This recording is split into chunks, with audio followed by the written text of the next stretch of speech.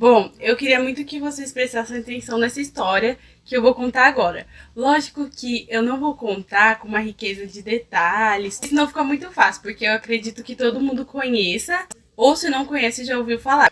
Havia um certo menino muito malandro que levava as crianças para fora de suas casas para um mundo mágico e fantasioso, cheio de aventura, chamada Terra do Nunca, tendo como companheiro uma fadinha, ao qual te faz voar em um universo que não tem passado nem futuro, apenas se vive o presente.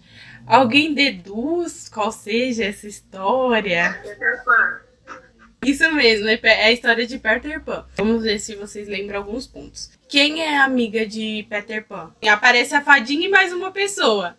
Tem a Wendy e tem a fadinha. Vocês sabem qual é o nome da fadinha? Sininho. Isso, a Sininho. E também tem alguns meninos. Alguém sabe qual é o nome desses meninos? É os Meninos Perdidos. Eles não têm um nome específico. Se fala Meninos Perdidos.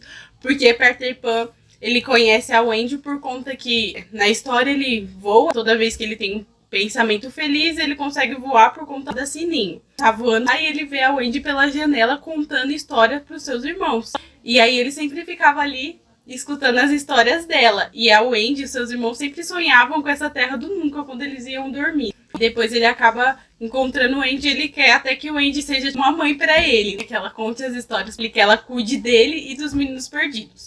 Agora vamos ver um pouquinho sobre essa história, alguns detalhes.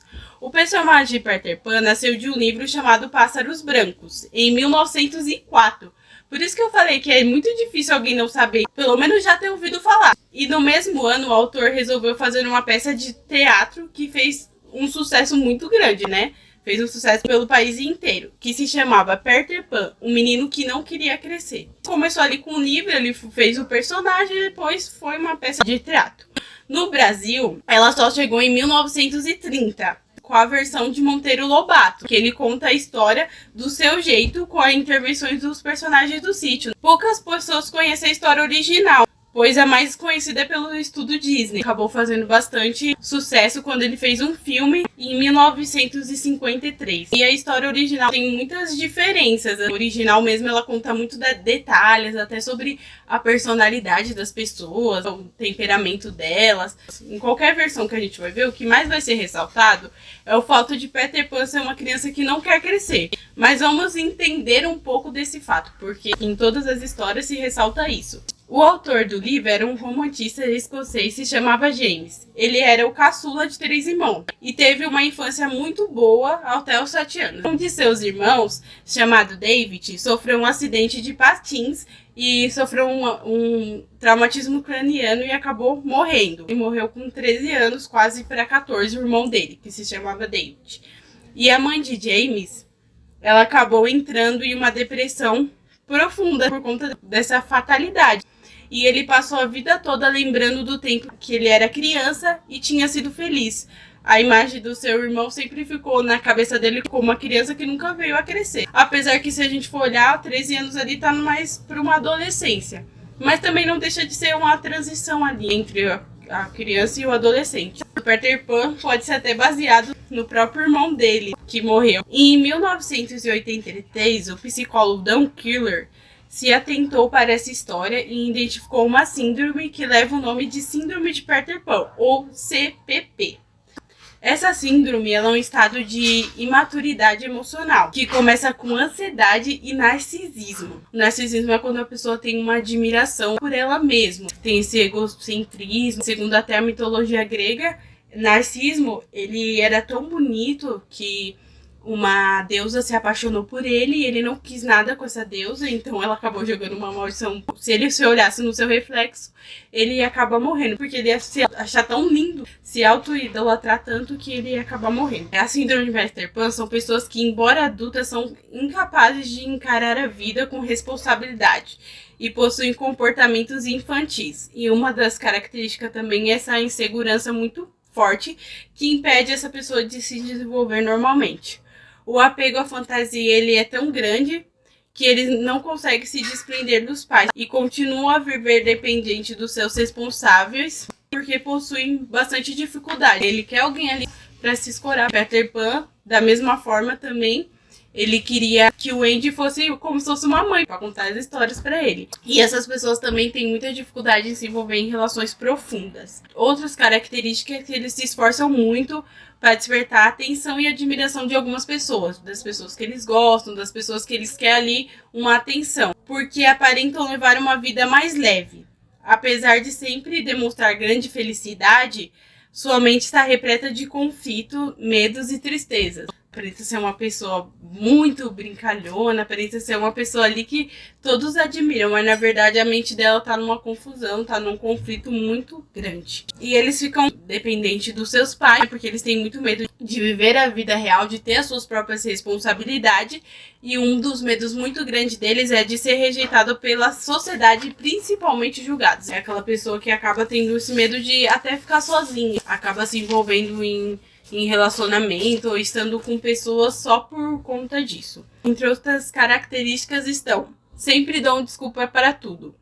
Acabam culpando os outros pelas suas faltas de conquista, como uma forma de tirar o peso das suas próprias ações. Eles nunca vão olhar e falar, poxa, eu errei nisso, eu não deveria ter agido assim. Não, ele sempre vai falar, mas fulano que fez hoje assim. Ele sempre vai jogar a sua culpa pro outro porque é uma forma de ele tirar aquele peso. Porque como ele não quer crescer, como ele não quer ter a responsabilidade, ele sempre vai querer jogar o peso pra outra pessoa. Porque ele tem essa infantilidade mesmo. Outra coisa é que eles são muito insatisfeitos. Nada está bom, nada está do jeito certo. É uma pessoa que tem essa ingratidão, essa falta de agradecer pelas coisas simples. Não se esforçam para alcançar seus objetivos, pois são muito procrastinadores. Ficam sonhando, mas não tomam uma iniciativa. E a procrastinação é justamente essa pessoa que ela enrola para fazer aquilo. E o procrastinador, ele tem uma coisa muito forte que é pensar. Isso que é o problema maior, porque ele acaba pensando demais e não agindo. Que a ação que ia fazer ele concluir aquele objetivo, aquele sonho. Mas ele não toma essa ação. E ele pode acabar até desenvolvendo um devaneio excessivo. Que é um transtorno também quando a pessoa ela acaba passando muito tempo pensando. Ela passa muito tempo sonhando com uma realidade que não condiz com a dela. Por exemplo, se eu fosse médico. Então a pessoa fica lá se imaginando toda hora médico, ela fica perdendo horas do seu dia, ela fica perdendo tempo pensando se ela fosse médico, mas ela também não toma uma iniciativa. Então a pessoa pode desenvolver esse devaneio excessivo. Outra característica também da pessoa que tem a síndrome de Peter Pan é impulsividade. A impulsividade é aquela pessoa que faz as coisas na hora, assim, que não pensa antes de fazer. A pessoa não reflete, ela vai e faz, ela não quer nem saber. Porque eles se recusam a amadurecer, e amadurecer é justamente saber lidar com os problemas da vida de uma forma mais resiliente, de uma forma mais leve. Eles não querem se submeter ao ônus da vida. Ou seja, a carga, a obrigação, ao compromisso. Não. Eles só querem se desfrutar do bônus. Do bônus todo mundo quer. Aí tá muito fácil. E outra característica também é a adolescência estendida. A idade cronológica deles é adulta, mas a mente está com um comportamento infantilizado. São pessoas de 30, 40, 60, 80 anos e querem agir como garotão. Eu não estou falando de aparência, de uma pessoa que se cuida, uma pessoa que cuida da sua alimentação, faz uma academia. Estou falando na sua postura mesmo, nas suas atitudes. Eles querem agir como garotão. O termo adolescência estendida, ele transige entre o adulto e entre a criança, uma fase de transição. Porque horas ele tem atitude de criança, horas ele tem atitude de adulto. E ao mesmo tempo que ele quer ter uma autonomia da fase adulta, ele precisa ter o cuidado e o amparo de uma criança. A pessoa que tem a síndrome de Peter Pan, ela acaba também transigindo, ela acaba tendo essa adolescência estendida. Mesmo ela crescendo, ela vai continuar agindo assim, fazendo o que ela quer e depois querendo o amparo de alguém, sem responsabilidade nenhuma. Uma característica, tem muitas outras, que assim, as principais, que eles se relacionam com pessoas mais novas. Jovens da sua idade já estão conquistando algo, já estão em outra fase, mas ele ainda tá naquela mente infantilizada, ele ainda tá na meninice, então ele precisa se envolver com pessoas mais novas para poder estar no mesmo nível de meninice, na mesma mentalidade. E agora a gente vai ver o que a Bíblia nos fala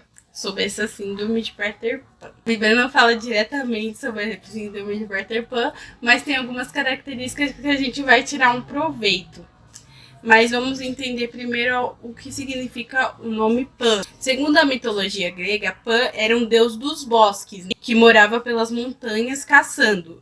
E ele era temido por todos aqueles que precisavam atravessar aquele bosque, aquela floresta. Todas as pessoas que precisavam passar lá durante a noite, elas tinham muito medo dele, que ele ficava lá protegendo. E por essa razão surge o termo síndrome de pânico, porque as pessoas tinham que atravessar ali a floresta e elas tinham tanto medo. Ia ter esse deus aí para poder intervir nelas, para poder não deixar, que elas tinham súbito, elas tinham crise de tanto medo que elas ficavam. Por isso que surgiu o termo síndrome do pânico, porque elas acreditavam que ia ter esse deus lá protegendo e que ia fazer alguma coisa com elas. Pan também significa tudo, por isso que ele é muito utilizado dentro do movimento LGBT, com tudo e com todos. Tem uma pessoa que se envolve com qualquer pessoa e com qualquer coisa. Talvez o ator ele tenha utilizado esse nome Pan por conta de Peter Pan gostar muito da natureza. Ele não queria viver numa casa convencional e ele queria muito viver na natureza. Então, comparando aquele deus lá dos bosques que vivia na natureza protegendo. Além disso, Peter Pan tinha um grande pânico, que era o medo de crescer. Por isso que também utiliza esse nome como síndrome do pânico, porque também Peter Pan ele tinha um grande pânico, ele tinha um grande medo, que era o medo de crescer.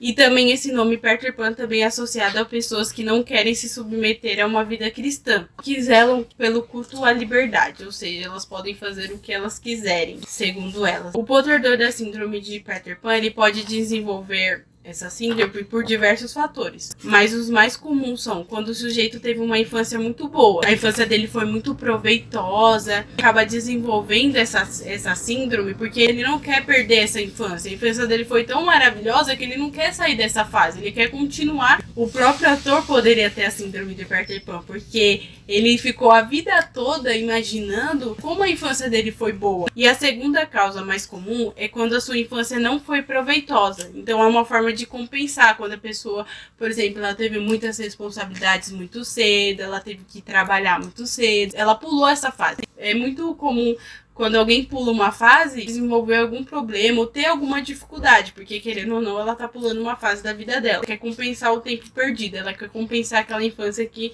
ela não teve. E uma das características da síndrome, muito forte também, é o egoísmo e o egocentrismo. Como a gente tinha visto anteriormente, como o princípio da síndrome é o narcisismo, da pessoa que tem o narcisismo é que ela é muito egoísta, muito individualista, ela é muito egocêntrica, pensa mais nela, ela tá mais focada nos objetivos dela, ela tá mais focada na sua beleza, no seu destaque. Para essas características sobre egoísmo e egocentrismo, sobre essa síndrome de Peter Pan, a Bíblia já vem nos alertando bem antes de 1904. E o primeiro ponto que a gente vai ver é a síndrome de Peter Pan, que é o narcisismo. Em 2 Timóteo 3, do 1 ao 5. Sabe, porém, isto, que nos últimos dias sobrevirão tempos trabalhosos. Porque haverá homens amantes de si mesmo, avarentos, presunçosos, soberbos, blasfemos, desobedientes a pais e mães, ingratos, profanos, sem afeto natural, irreconciliáveis, caluniadores, intemperantes, cruéis, sem amor para com os bons, traidores, obstinados, orgulhosos, mais amigos dos deleites do que dos amigos de Deus, tendo aparência de piedade, mas negando a eficácia dela. Destes, afasta-te. Terrível, que a Bíblia já nos alertava, já falava sobre isso. E se vocês se atentarem, na Bíblia vai usar o termo amantes de si mesmo, que também vai dar na mesma, né? Mas vamos entender um pouco. Quando falamos de amantes de si mesmo, não se trata simplesmente do amor próprio, porque o amor próprio ele é algo natural, a não ser que a pessoa tenha sofrido alguma dificuldade, então ela vai ter mais dificuldade, né, de ter esse amor próprio, mas normalmente o amor próprio é algo natural, mas é algo exacerbado como narcisismo, a pessoa chega a se idolatrar. É quando amamos a nós mesmos com exclusão do próximo, ela só pensa nela, ela não tem nenhum momento em pensar no próximo. E o próximo pode ser qualquer pessoa. A pessoa que estiver mais perto de você seria o seu próximo. Nesse sentido, o sujeito egoísta faz do seu eu um deus. E o cobiçoso tem o seu deus o dinheiro e as possessões materiais. E há também aqueles cujos Deus são os prazeres carnais. Todos esses amores, essas paixões que acabam entrando no coração das pessoas, servem de substituição ao amor de Deus, fazendo do próprio eu o centro do universo. E isso é idolatria. Dessas coisas Paulo nos alerta muitas vezes, inclusive a Timóteo, quando ele diz para ele fugir das paixões da mocidade. Porque quando falamos de fugir dos falsos amores, das paixões, não significa necessariamente que seja alguém. Um relacionamento ali amoroso, pode ser qualquer coisa que esteja no seu coração, pode ser o seu próprio eu, que Deus não tem. Você está ali naquilo, você está ali apaixonado, centrado naquilo e Deus não tem aquilo para você. E é muito comum, porque quando a gente coloca uma coisa na cabeça, a gente quer e pronto. Então pensamos no que isso pode acarretar. A gente viu que a Bíblia já nos alertava sobre isso, narcisismo, sobre a pessoa ser amante de si mesmo, sobre essa pessoa ter essa síndrome. E um personagem da Bíblia que vamos ver que teve algumas características dessa síndrome é Sansão, em Juízes 13, do 1 ao 5. E os filhos de Israel tornaram a fazer o que era mal aos olhos do Senhor. E o Senhor os entregou na mão dos filisteus por 40 anos. E havia um homem de Zorá, da tribo de Dan, cujo nome era Muná. E sua mulher, sendo estéril, não tinha filhos. E o anjo do Senhor apareceu a esta mulher e disse-lhe: Eis que agora é estéril, e nunca tens concebido. Porém conceberás e terás um filho. Agora, pois, guarda-te de beber vinho ou bebida forte, ou comer coisa imunda. Porque eis que tu conceberás e terás um filho sobre cuja cabeça não passará navalha, porquanto o menino será nazireu de Deus desde o ventre. E ele começará a livrar Israel da mão dos filisteus. Isso é uma coisa que a gente vê muito na Bíblia, que sempre quando o povo ele acabava apostatando da fé, quando eles acabavam assim abandonando a fé ou pegando o costume de outros povos, Deus acabava entregando eles na mão dos inimigos dele. Deus sempre levantava uma pessoa ali para poder depois livrá-lo. E Sansão, essa história é prevalecida pelo relato de um anúncio antecipado do seu nascimento. Então o anjo ele vai até a mulher que era estéril, cujo nome não é mencionado na Bíblia, mas ela era esposa de Manoá, que era da tribo de Dan, e que morava lá em Zorá, 24 quilômetros do oeste de Jerusalém. Sansão era nazireu de Deus desde o ventre, que o anjo vai lá e fala que ela não poderia, na sua gravidez, ela não poderia beber vinho nem bebida forte. Bebida forte era qualquer bebida que fosse feita de frutos ou grãos. Nem comer coisa alguma que fosse cerimonialmente considerada imunda. Coelho, porco, então ela não poderia comer essas carnes que eram consideradas imundas. Ou seja, Nazireu é uma pessoa que é consagrada, dedicada ali na presença de Deus. Fez um voto com Deus, que é separado por Deus. Isso pode ser tanto por toda a vida, quanto por um período específico. No caso dele, era por toda a vida mesmo. Observamos que ele tinha 3 proibições. Ele não poderia tomar vinho ou bebida forte, nem comer qualquer fruto da vide também. Ele, da mesma forma como a mãe, quando estava grávida, não podia, ele também não podia.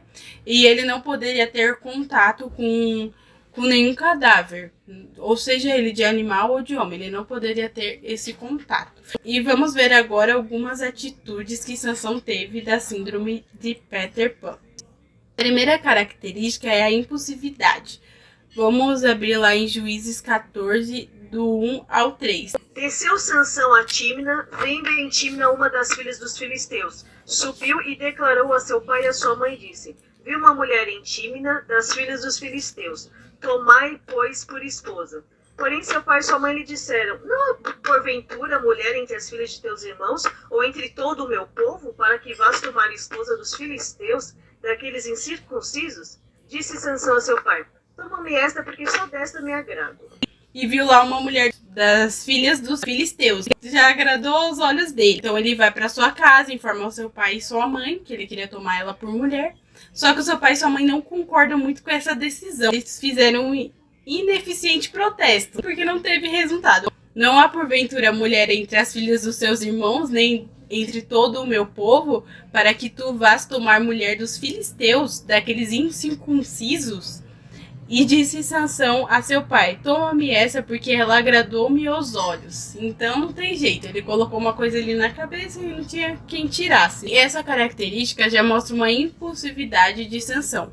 Por mais que Deus tinha um propósito nisso, porque depois a própria Bíblia vai falar que Deus tinha um propósito nisso e os seus pais não sabiam. Já observamos a impulsividade de Sansão, porque Sansão ele foi levantado por Deus para livrar o povo de Israel das mãos dos filisteus, se casar logo com uma filisteia, né? Por isso seus pais protestaram, que ele queria tantas mulheres para ele casar, tantas mulheres, ele vai escolher logo a mulher do povo inimigo, o qual ele tinha que ali derrotar. Essa é a primeira característica que a gente vê em Sansão que ele teve da síndrome de Peter Pan, que é a impulsividade. Ele não pesou na balança antes de tomar essa decisão. Ele simplesmente viu ela lá, achou bonito e quis ir pronto.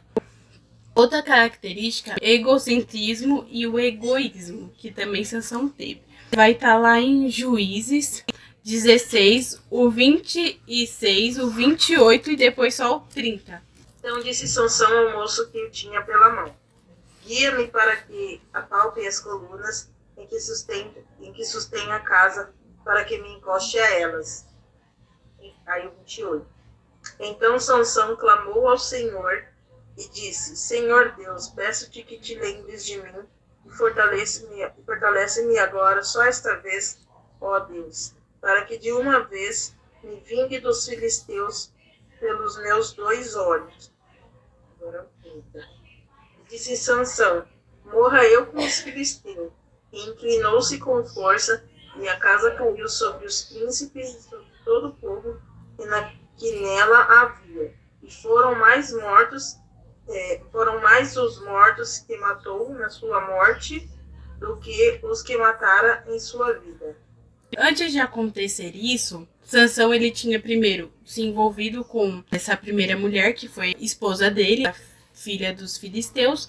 Depois ele também se envolve com uma prostituta. E depois ele acaba se envolvendo com Dalila, que era também dos filisteus. E Dalila foi uma mulher, ela contribuiu muito para ele chegar nesse estado que a gente acabou de ver. Ela sempre tentava descobrir qual que era a força de Sansão ali. Ela tava com complô, foi dando várias desculpas para ela. Ela persistiu tanto que ele ficou até angustiado. Só que em vez de ele aproveitar essa oportunidade para cair fora e fazer a vontade de Deus, conta a verdade para ela, que ele era nazireu e que não poderia passar a navalha no seu cabelo, não poderia raspar a cabeça. E ele estava tão cego que ele não percebeu que tudo que ele ia contando para ela ia fazendo. E até que teve uma vez que ela conseguiu, que foi cortando o cabelo dele. Dormiu nos joelhos dela, ela raspou o cabelo dele, veio os filisteus e levou ele para um templo, um deus deles lá, que tinha um formato de peixe e homem. Eles acreditavam nisso, então eles levaram Sansão para esse templo. E Sansão pede para um vigia, alguém que estivesse ali para ficar de olho nele, que o guiasse para perto das colunas que sustentavam a casa. 3.000 pessoas mais ou menos tinha lá. Então Sansão clamou ao Senhor e disse: Senhor Deus, peço-te que lembre-se de mim e fortaleça-me agora só desta vez, para que uma vez me vingue dos filisteus pelos meus 2 olhos, porque ele teve os 2 olhos vazados. Essa era a tortura que fizeram com Sansão, deixaram ele lá de aberração, para ficar andando lá e ficar intervendo o povo. Então ele pede para Deus vingar ele dos 2 olhos. E por que ele foi egoísta e egocêntrico? Vamos entender por quê. A preocupação era de se vingar por causa de seus 2 olhos, mas a de Deus era de libertar uma nação inteira. Então ele estava pensando muito pequeno, ele estava sendo muito individualista, pensando apenas nos seus olhos, quanto que Deus tinha levantado ele, e Deus estava pensando na salvação de uma nação inteira. De certa forma, os filisteus foram ali mortos, os principais filisteus foram mortos, né? Cerca de 3.000 pessoas. Livre, sem dúvida ela estava livre. Com tanto de pessoas mortas ali, Israel estava livre, graças a Deus, porque Sansão derrubou o templo e matou todo mundo. Morreu junto, mas ele matou. E essa que foi a atitude egoísta dele, de ele ter pensado mais nos olhos dele, uma situação muito pequena, do que pensando na nação. Um fato interessante é que Sansão e Jesus foram os únicos que cumpriram mais a vontade de Deus em sua morte do que em sua vida. Mas Jesus cumpriu a vontade plena de Deus. Ele completou a vontade de Deus com plenitude, e Sansão foi mais uma vontade permissiva de Deus. Aí agora, pra gente concluir, trazer algumas reflexões. A primeira reflexão que eu vou trazer tá lá em 1 Coríntios 3, do 1 ao 4. Não vos pude falar como a espirituais, mas como a carnais, como a meninos em Cristo. Com leite vos criei, e não com carne, porque ainda não podíeis, nem tampouco ainda agora podeis, porque ainda sois carnais. Pois havendo entre vós inveja, contendas e dissensões, não sois porventuras carnais e não andais segundo os homens?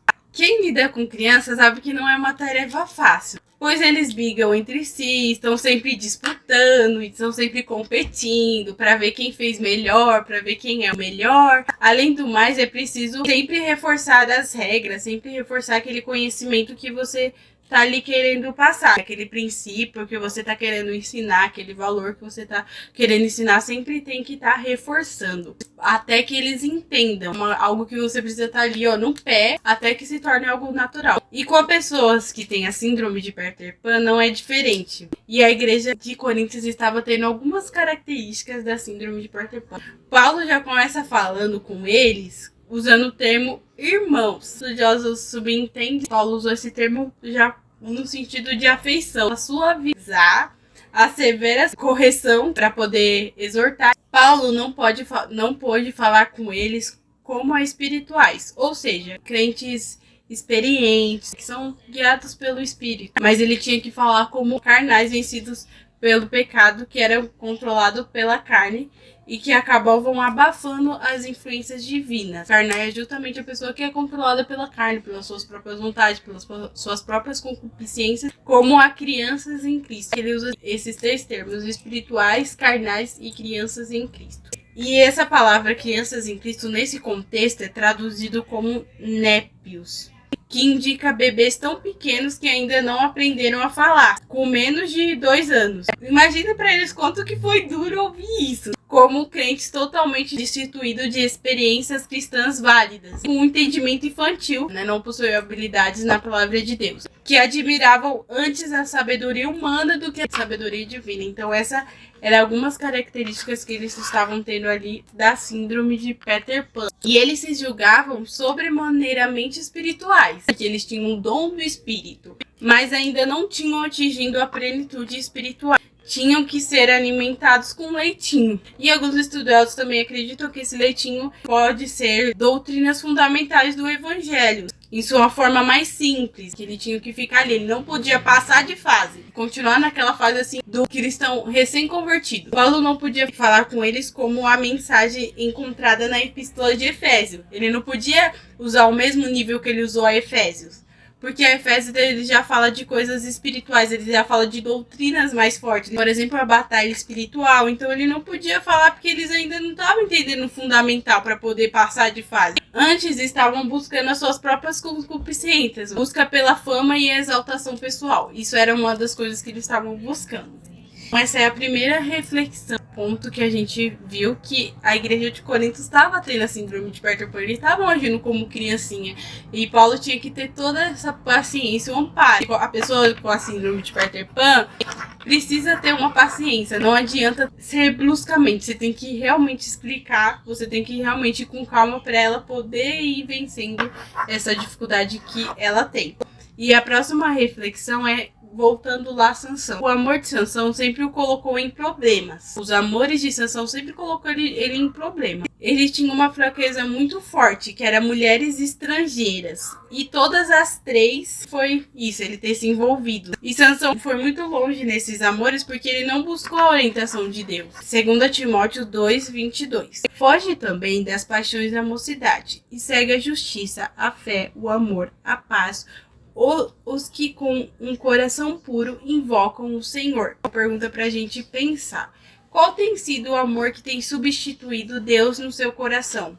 O que tem entrado no seu coração que tem substituído Deus? Que tem tirado você da presença de Deus? Sansão foi as mulheres. E Paulo já fala até para Timóteo isso. Fuja das paixões da mocidade. Para ele foi as mulheres, mas para a gente pode ser qualquer coisa que tenha entrado no seu coração que Deus não tem, que você esteja insistindo. Algumas outras reflexões Queremos ter autonomia, assim como as pessoas que têm a síndrome de Peter Pan. Queremos fazer as coisas do nosso jeito, viver como queremos viver e depois queremos o colo e o amparo de Deus. A gente vive da forma que a gente quer, a gente toma as decisões mesmo sabendo que não é certo, porque nós temos essa consciência do que não vai de acordo com a Bíblia, que não vai de acordo com os nossos princípios, com a nossa moral. Queremos ter essa autonomia e depois nós queremos o colo e o amparo de Deus. Assim como uma pessoa de síndrome de Peter Pan faz com seus pais. Ele vive, ele se diverte, depois ele vai lá pro pai ter a responsabilidade de resolver os problemas dele. É muito comum, já vi bastante pessoas falarem isso. Por que eu tô vivendo isso? Questionando a Deus, mas não pensando no que fez, nas atitudes que tomou para chegar nesse estado. Igual Peter Pan, que para poder ir ali e enfrentar as coisas com ele, realizar o desejo dele, ele ia lá e chamava a fadinha que vinha com o seu pó mágico e tudo se resolveria, que ia resolver os seus problemas. Então muitas das vezes fazemos de Deus a nossa fadinha, que vai ali vir resolver o nosso problema, mas nós esquecemos que o servo somos nós e não Deus. Outra reflexão sobre Abraão.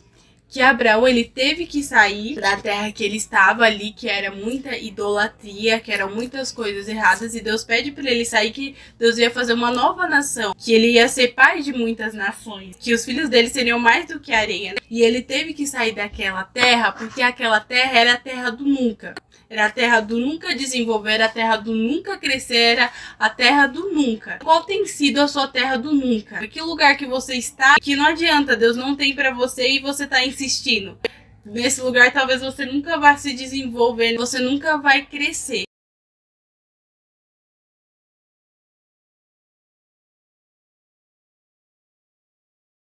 Senhor, em nome de Jesus, Pai, que nós entramos na Tua presença, Pai, para agradecer por esse momento, Pai, pela essa pregação que o Senhor trouxe, Pai, que o Senhor falou com a gente, Pai, que possamos estar sensível àquilo que o Senhor tem, Pai, que isso venha, que essa palavra venha ficar nos nossos corações, Pai, que nós venhamos se desprender dessa síndrome de Peter Pan, Pai, que nós venhamos se desprender dessa meninice, dessa imaturidade, Pai, de ficar ainda com contendas, com competições, Senhor, igual criancinha, Pai, tendo que ser reforçado coisas primárias, coisas elementares, Pai, que possamos nos desprender disso, Pai, que possamos agir como crentes maduros, Pai, que possamos dar lugar ao Seu Espírito Santo, Pai, para poder nos controlar, que possamos ser controlados pelo Espírito, Senhor, e não pela carne, Pai, em nome de Jesus, Pai, nos ajuda, Senhor, a vencer isso, Pai, fala com cada um, Pai, que cada um possa entender aquilo que tem colocado, tem tirado o Senhor do centro do coração, Pai, aquilo que tem tirado, Pai, que cada um possa entender o que